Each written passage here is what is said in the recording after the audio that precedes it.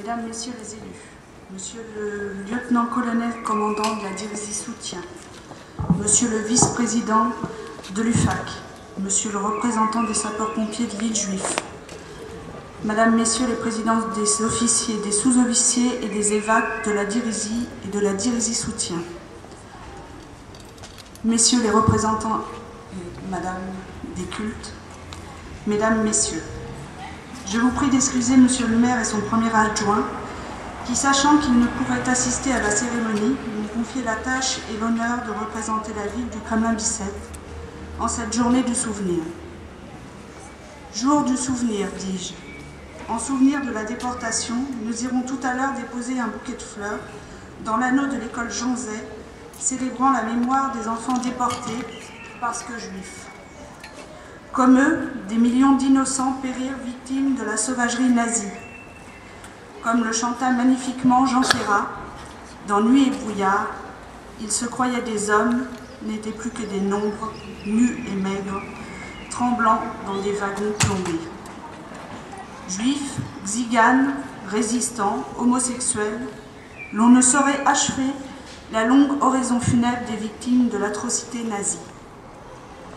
Plusieurs décennies ont passé, la plupart des survivants de la déportation nous ont quittés, emportant avec eux leurs souvenirs indicibles, tant l'extermination systématique et ordonnée dépasse l'entendement.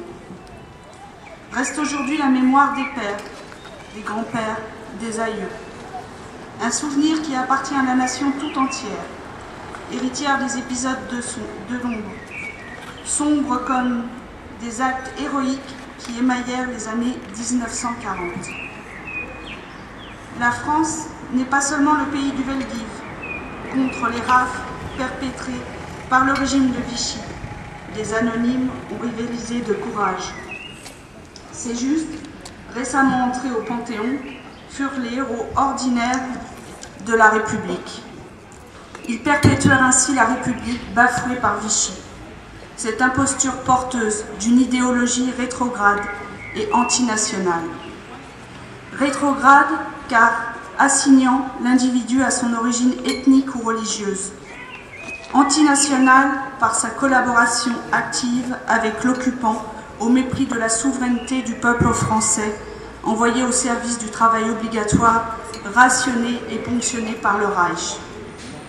Heureusement, des hommes se sont élevés contre l'idéologie nazie et la folie collaboratrice.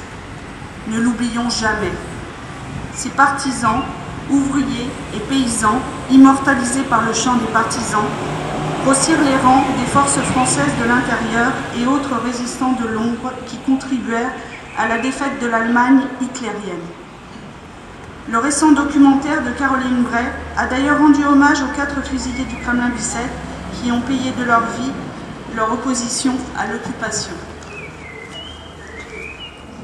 L'histoire nous enseigne l'humilité, la banalité du mal qu'évoquait à Hannah Arendt la figure et les paroles d'Adolf Eichmann, grand architecte de l'extermination, restent malheureusement d'actualité.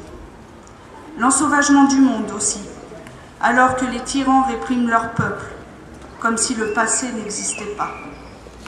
Ce mois-ci, nous célébrons le 50e du procès d'Eichmann à Jérusalem, qui fut le moment capital de la mémoire de la Shoah. À l'époque, l'accusé, bientôt reconnu coupable des crimes de masse, frappa le monde entier par son inconscience. Inconscience devant la gravité des crimes commis. Inconscience devant l'extermination. Cet autre nom du mal qui germa sur la souche de l'antisémitisme. Nulle autre époque que le XXe siècle ne sut tomber dans un tel sommet de barbarie, charriant des centaines de millions de morts dus au totalitarisme. Nul autre siècle non plus ne s'éleva à un si haut degré de conscience morale pour qualifier de crimes contre l'humanité les meurtres de masse du nazisme. Le message universaliste du tribunal de Nuremberg s'adresse aux citoyens de toutes les nations. Depuis Nuremberg, on ne devrait plus déporter, massacrer, exterminer en toute impunité. Notre part d'humanité nous accule à l'examen critique de l'histoire. Hélas, cette leçon n'est pas assez méditée. Aux quatre coins du monde, l'iniquité dispute la primauté à la violence brute. Plus de 60 ans après la libération des camps de la mort, l'homme ne s'est pas départi de ses réflexes brutaux. Prenons garde à ce que la crise économique mondiale et la persistance d'inégalités insoutenables ne dérivent pas en haine xénophobe. Ici comme ailleurs, la division est le ferment de la violence. Sans nier le caractère exceptionnel et unique des exactions nazies, songeons ainsi à ces autres génocides, plus récents, mais tout aussi condamnables, au Rwanda, en Yougoslavie, ou ailleurs. Le trafic d'organes et les massacres de masse nous sont hélas récemment rappelés. Ces crimes de guerre ne doivent pas simplement éclabousser tel ou tel leader politique étranger.